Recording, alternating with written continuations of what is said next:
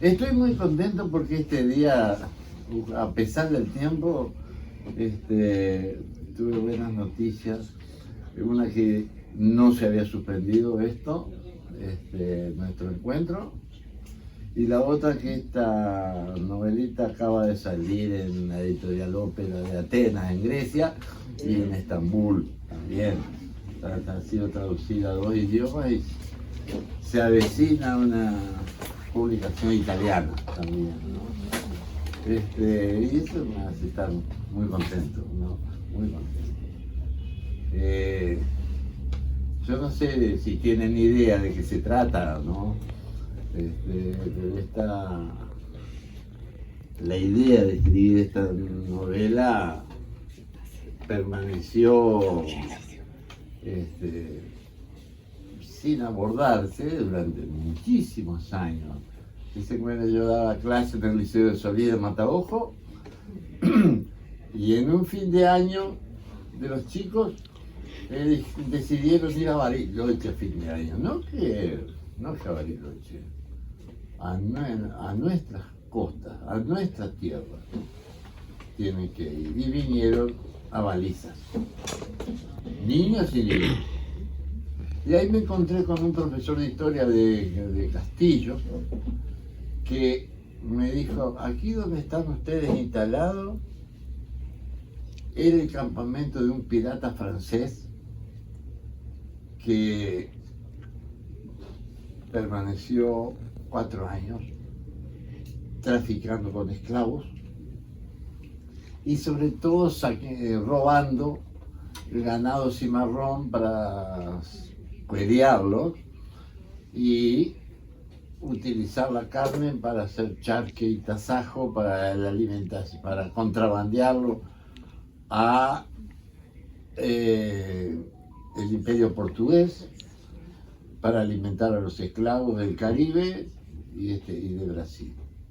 Ese pirata se llamaba Etienne Moreau. Estamos hablando del año 1714, y recién se estaba instalando don Bruno Mauricio de Zavala en Montevideo, y estaba muy fastidiado él porque recién había terminado, digamos, la Revolución Francesa, y Napoleón estaba amenazando a todas las coronas de Europa de descabezarlas, ¿no? Ya había volteado varios y quería sitiar a Inglaterra, porque Inglaterra era la íntima enemiga de la Francia napoleónica, y el único que traficaba con Inglaterra, por estar cerca incluso, era la monarquía portuguesa. Entonces Napoleón, cuando decidió descabezar a la monarquía portuguesa, don Juan VI, don Juan de Braganza, huyó de Europa con todo su séquito, ¿no? Y se instaló en Río de Janeiro, ¿no? Y la idea del monarca portugués era establecer el imperio de Portugal en la América del Sur entera, y que los límites fuesen naturales, no transados a través de un tratado como el de San Ildefonso con España, no, natural. Tenían que llegar al Río de la Plata, y de hecho llegaron, ¿no? Fundaron Colonia del Sacramento con Manuel Lobo, ¿no? Y por eso Mauricio de Zavala estaba en un hilo, porque ellos se estaban acercando demasiado. Y a mí me gustó mucho, o se me prendió mucho de la imaginación, la figura del pirata francés, ¿no? Etienne Moreau.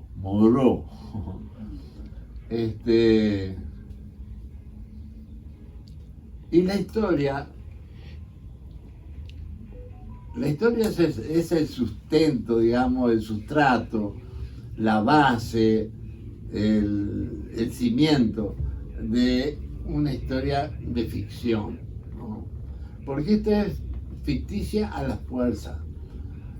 Esta es la historia de un secuestro en el viejo puerto de Cefalú, en Sicilia, en la época, estamos hablando del año 1397, faltaban 3 años para el 1400. Y ahí en Sicilia había un movimiento independentista porque estaba sometida por el rey de Aragón en España, con un ejército catalán descomunal. Habían descabezado también al príncipe Andrea. Andrea es un nombre De varón. de varón y de... Ahí está. Y Andrea Chiaramonte era el último de los Chiaramontes que quedaba y el rey de Aragón se juró a sí mismo terminar con la estirpe. Y de hecho derrotaron al príncipe y le cortaron la cabeza en la plaza de Palermo. Y hasta festejaron. El rey Luis festejó grandes borracheras en Palermo por haber limpiado Sicilia de los príncipes. Lo que jamás supo es que había sobrevivido una niña, que es la pequeña condesa, salvada por una abuela, la abuela Justiniana, y después de vivir en la indigencia, lustrando botas de soldado en la plaza del puerto de Cefalú, el pirata la secuestró a ella y a la abuela. Como la chiquita mire, no hay quien la domine esa niña, decían, bueno, a la fuerza, y si está con la abuela también, ¿no? Y en un cargamento de casi 60 esclavos, todos de Sierra Leona, con un cacique incluso, el cacique Siaca,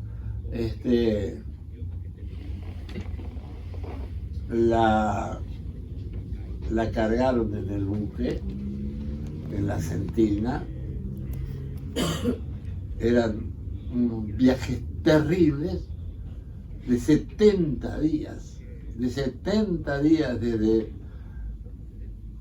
las costas de Sicilia hasta las costas del Brasil. Se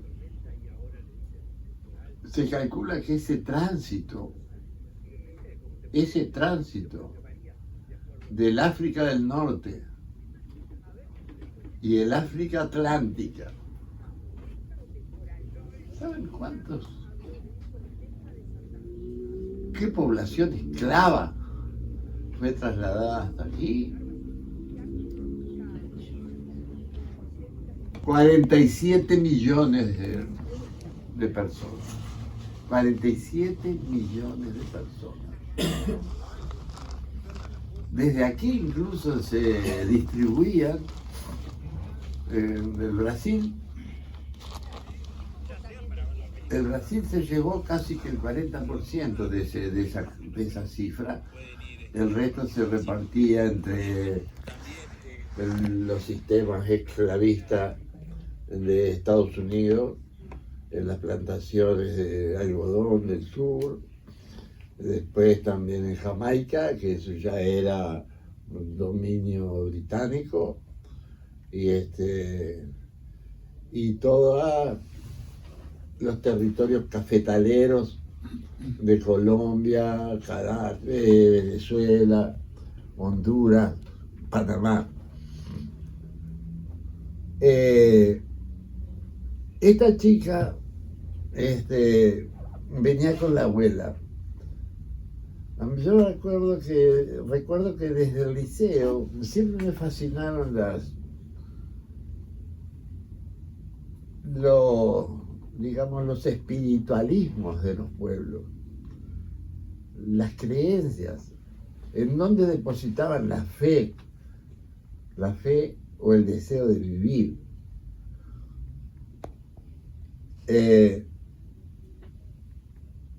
Y la abuela descendía, y esto está registrado en los libros de historia, sobre todo de mitología griega, descendía de un chamán asiático que estaba afincado en la isla de Creta, que se llamaba Epiménides. Era un filósofo, pero era un indigente. Y un día, siendo muy joven, el padre le pidió que le llevara un carnero a un vecino, que estaría a unos 10 kilómetros. Y era tan tórrido el calor, ese calor griego del Mediterráneo, que el chico se cansó, Epiménides, se cansó y se echó a descansar en una cueva de piedra y se durmió y se despertó 57 años después. Bobadita de siesta, ¿no?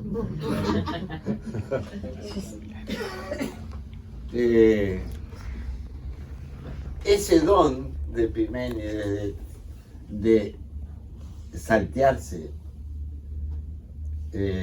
grandes periodos temporales, también ese don lo tenía la abuela Justiniana, ¿no?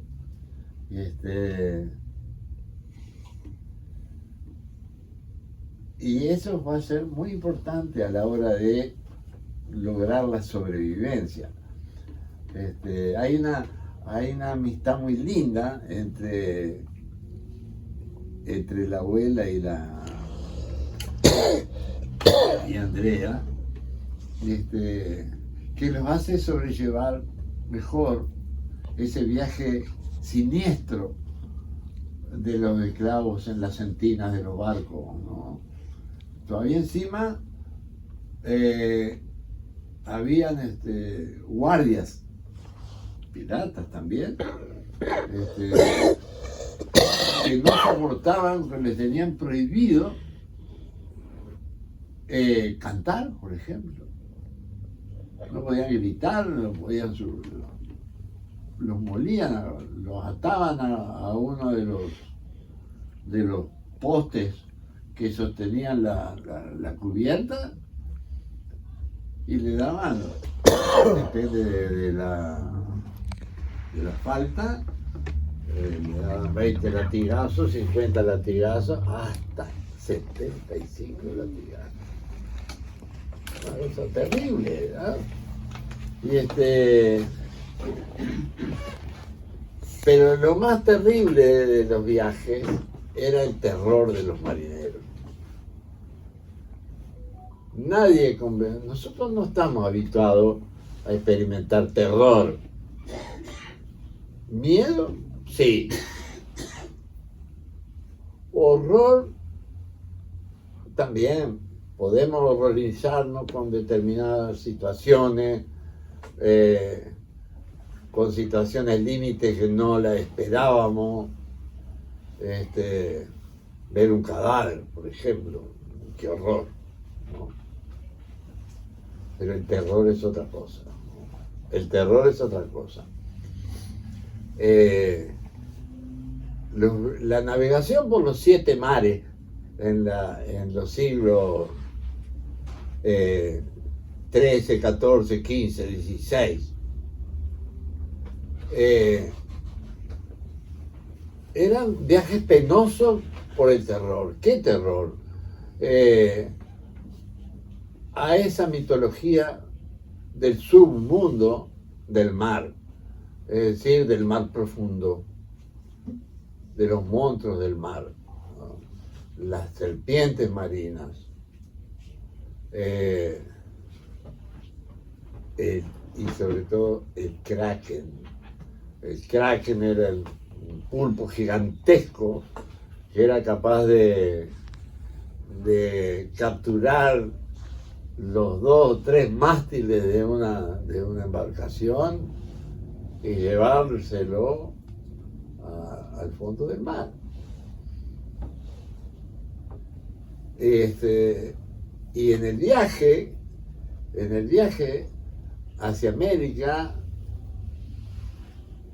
ocurrió eso, la aparición de un kraken. Y lo curioso, que, o mejor dicho, no, si uno lo piensa no tiene nada de curioso,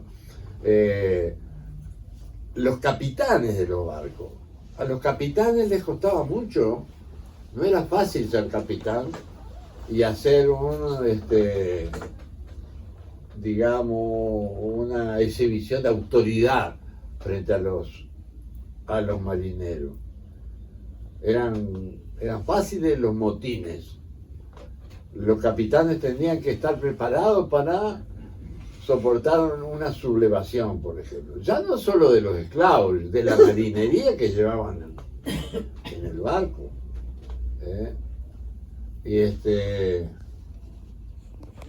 Entonces, como la mayor parte de los marineros venían de tierra firme, y ya desde tierra firme ya venían, digamos, alimentados por las creencias, es como se dice, las supersticiones. No es lo mismo ser supersticioso en tierra que supersticioso en el mar, ¿no? Entonces, al aparecer ese kraken que va sacudiendo la embarcación y siembra el terror en la sentina del barco, y el capitán se da por muerto y da por perdido todo el buque, hasta que la pequeña Anderea le grita a los guardias: suban a la abuela, a la cubierta. La abuela, la suben a la abuela en brazos porque es muy menudita, la llevan en brazos a la cubierta y ahí ve cómo asoma por la borda la cabeza negra del gran pulpo. Dos ojos rojos que aparecen por la cubierta, los brazos enredados en los mástiles. 3 marineros griegos apretados por un brazo sobre el mástil. Y sin embargo la abuela camina por la cubierta sin experimentar el menor temor. La viejita se aproxima al pulpo, le pone la palma de su mano sobre el cráneo y se miran.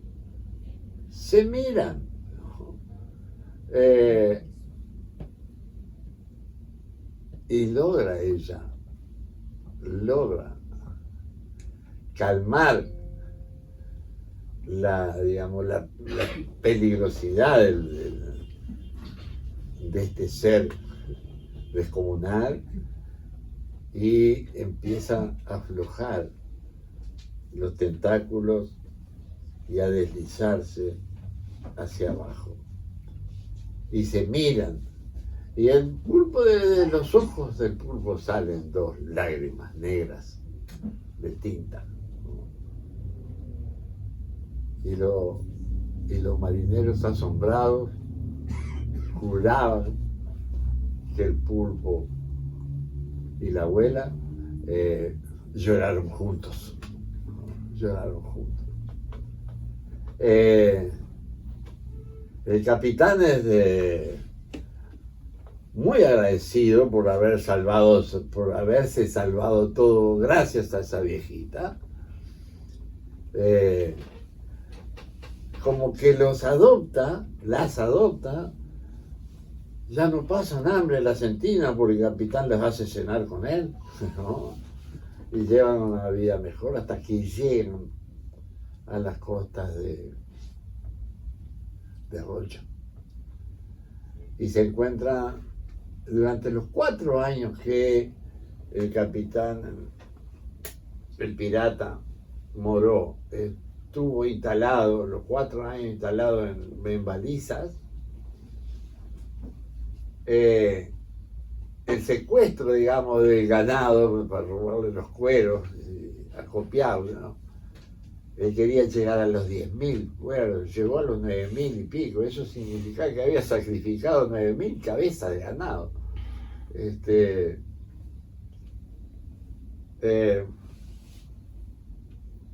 Lo ayudaban los indios, los genoas. Y lo asombroso, que tenían una relación muy amistosa entre los genoas y los franceses, la tripulación francesa.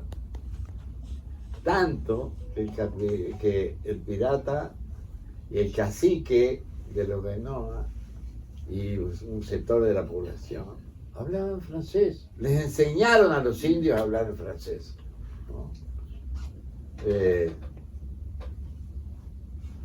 Hasta que Bruno Mauricio de Zavala decidió frenar ese tráfico entre los portugueses y los piratas. Y ahí empieza una persecución hasta que terminan con las andanzas de Moró. Y los indios, y después uno se pregunta, bueno, ¿y qué pasó con los esclavos? Antes de enfrentarse con los españoles,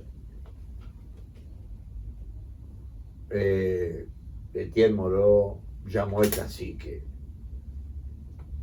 de Lorenoa y le dijo: he perdido el interés, porque sabía que iba a caer. Y llama al cacique de Sierra Leona, y adelante de él lo toma del brazo, lo arrima a la orilla del mar, y adelante de él tira los grilletes que le tenían presas las muñecas, tira los grilletes al mar y le hace el gesto de: váyanse, ahora váyanse, son libres. Y ahí hay un carretero castellano que tiene una carreta donde trafica en toda la frontera, Antolín se llama, que tiene un guía, que es el Forzudo Saravia. Y el Forzudo Saravia se caracteriza por su tremendo físico, que la carreta de Antolín muchas veces al atravesarlo bañados en tierra, se empantana, y el Forzudo con los 2 brazos levanta las ruedas hundidas en el barro y las saca. Ellos son los que guían a los africanos lejos de los españoles hacia un punto en especial ubicado en los cerros largos Así lo llamaban a las tierras donde hoy es Cerro Largo, a la tierra de los cerros largos. Ese lugar, que no lo podían creer cuando el forzudo los guió hasta allí, ese lugar se llama Asperezas, Asperezas, existe. Y hay otro lugar cercano que es Cañas, que también existe.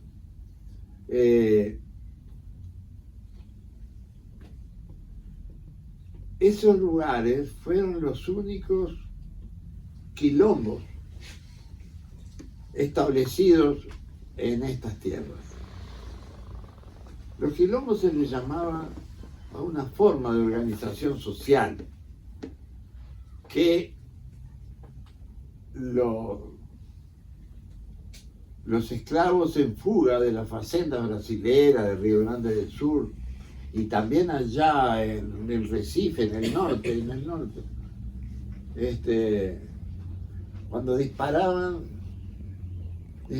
hacia los tajos que había entre dos sierras, de esas que proliferan en Santa Catalina, Minas Gerais, Río Grande del Sur, Mato Grosso. Asusta ver la profundidad de esas sierras. Y allá se ubicaban ellos, eran difíciles de someter, de volverlos otra vez a la esclavitud. Era muy difícil. Se organizaban muy bien. Y llevaban una vida muy libre, muy voluntarista, hacían lo que se les antojaba para vivir, para ser felices, cualquier cosa para ser felices. Y como los blancos consideraban que esa era una vida desordenada, asimilaban eso a cualquier lío que se armaba en un boliche, en cualquier lugar. Entonces se está armando quilombo. Se armó un quilombo, ¿no? O sea, que se armó lío. Pero en realidad los quilombos originarios no tenían nada de desorganizado, nada. Era otro tipo de ordenamiento social y cultural y religioso. Y ahí fueron a parar la abuela y Andrea. Una relación muy, muy linda entre ellos y la población de Asperezas. Yo me acuerdo que en Montevideo hicieron una vez una exposición, cuando se habían consolidado las mujeres rurales en una institución, digamos, hacían exposiciones de lo que las mujeres producían, ¿no? Desde artesanía, vestimenta, dulces, de todo. ¿Y cuál fue la sorpresa cuando vi que las mujeres de Aspereza trajeron lo que ellas producían? Y lo que identifica Aspereza es lo que se llama un manicete. Manicete. Es como una especie de garrapiñada hecha con miel y maní.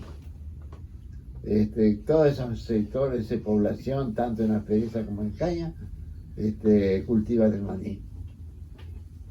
Y en toda la costa atlántica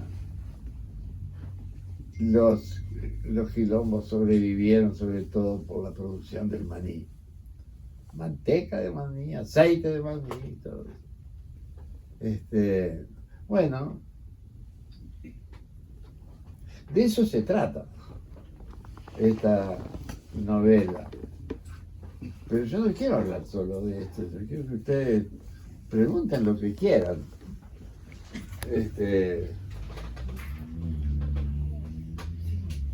¿Cuál era el poder de la abuela que con solo mirar el monstruo lo hizo su amigo?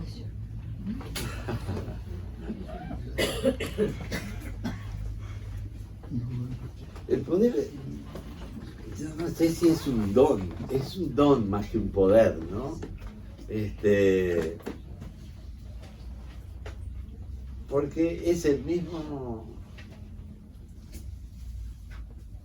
es el mismo atributo de los santos que los antiguos católicos le asignaban a determinados sacerdotes capaces de hacer milagros. Es un don. El tema es que en la abuela ese don no solo se aplica a los seres humanos, sino a los monstruos, ¿no? A los monstruos marinos. Y ella viene ella no solo que no la aterró el pulpo, sino que le despertó ternura. ¿Pero por qué? Porque cuando le impuso la imposición de palmas, se llama eso, cuando le impuso la palma de la mano sobre la frente y le miró los ojos, ella recordaba cómo cocinaba los pulpitos en Cefalú. El que tuvo terror fue el pulpo. Exactamente. Ese me encantó, porque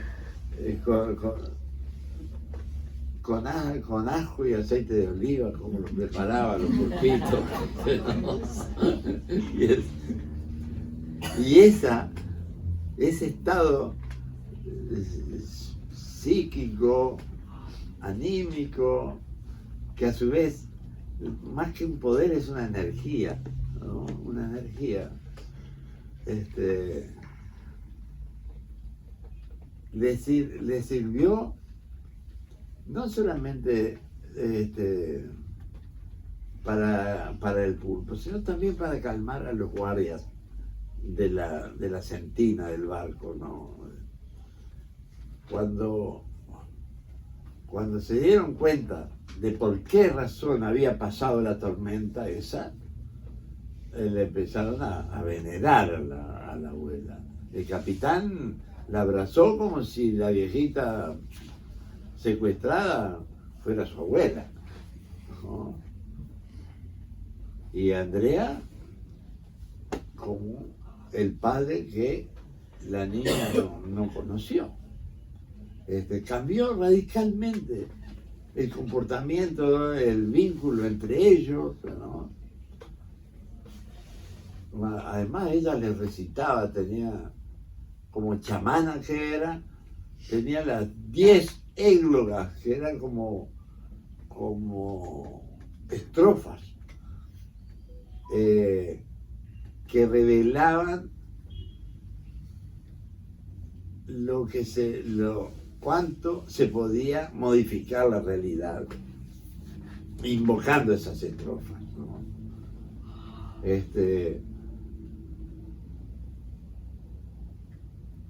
Ellos, no solamente que van los esclavos, también va un caballo que se llama Camarón, que es un caballo que Etienne Moreau lo obtuvo de un gitano de Andalucía. Un hermoso caballo andaluz, que lo lleva para retribuirle los favores a Antolín. Llega con... El caballo se enloquece con la tormenta también, y la abuela es lo que lo calma. La abuela les impone la palma de la mano a las mujeres que, aterrorizadas por el sacudimiento de ese barco que cruje, que parece que se va a partir en dos. Y ahí la abuela da cuenta también de su poder, digamos, ¿no? O de su don. No me gusta decir poder porque no lo es. Y bueno, me gustó mucho jugar con el tiempo. Los 57 años de la siesta de Epiméride y los 200 años que durmieron también su siestita, la abuela y Andrea. Ella, estamos hablando del 1700, 1714, cuando Antolín en la carreta llega hasta Montevideo, hasta lo que hoy es Montevideo. Ya se detiene en una cueva de piedra de lo que hoy es el Parque de los Aliados. En esa cueva de piedra dice, bueno, vamos a descansar. Antes de irse, de apartarse del capitán, del pirata, Etienne Moreau les dio una bolsa de gamuza con un puñado grande de ducados para que se defendieran en la vida mientras pudieran, ¿no? La plata. Y ellas se refugiaron en esa cueva y durmieron. Cuando se despertaron, ahí era el reducto de un grupo de lincheras que estaban liderados, digamos, por uno en especial, que era el conde de Caraguatá.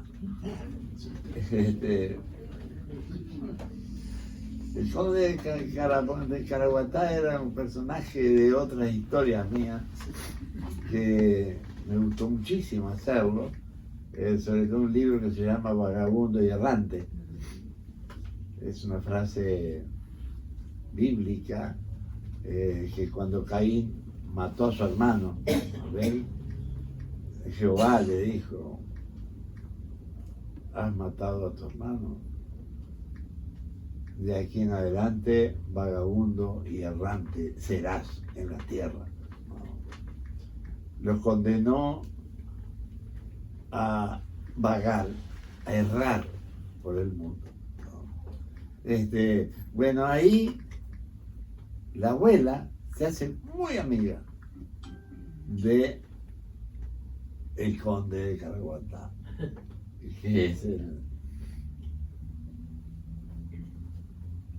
el conde en la modernidad tiene la costumbre de andar recorriendo los restaurantes, esperando que se vayan los comensales para llevarse las botellas de vino, de lo que sobra de las botellas de vino. Entonces les dice a los otros lincheros, muchachos, acá traje Cabernet Sauvignon, cosecha del 14, ¿no? Un poquito así, ¿no? Pero trae igual 10 botellas de esas, casi vacías, y las comparte con las demás, ¿no? Es un personaje muy lindo. Cuando se despiertan de esa siesta, ya no hay carruajes con caballos, sulkis, españoles. Ha pasado 200 años, ¿no? Y ahora pasan con unas ráfagas ahí, dejando un olor nauseabundo a aceite, a combustible, ¿no? Los ómnibus. Los ómnibus. Ese salto temporal hace chocar dos mundos que en realidad no son dos mundos, es el mismo mundo, ¿no? Y bueno, de eso se trata. De eso se trata, ¿no? ¿Algo más? No sé si hay preguntas. Si usted se durmiera, ¿cuántos años le gustaría dormir y despertar después?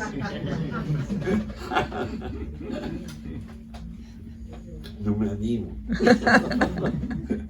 No me animaría. Nunca me la formulé esa pregunta, pero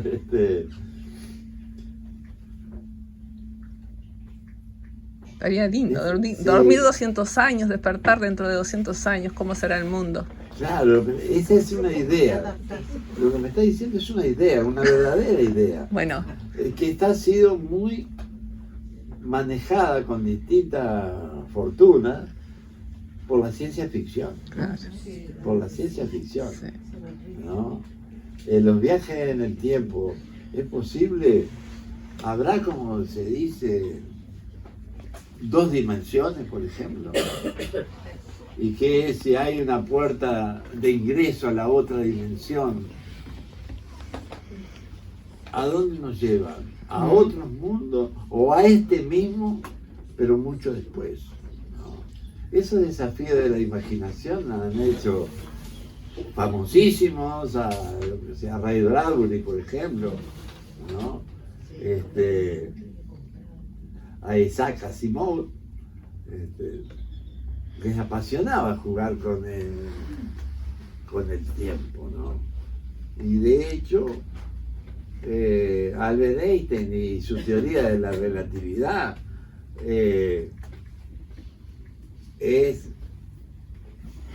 era tratar de descifrar los planos, ¿sí? Los planos en que se manejaba el tiempo y el espacio. Y salía una sola dimensión, que era el espacio-tiempo, ¿no? Y con eso me gustó, de una forma primitiva, jugar con el tiempo y el espacio en esta fábula. Bueno, hasta aquí llegué, ¿no?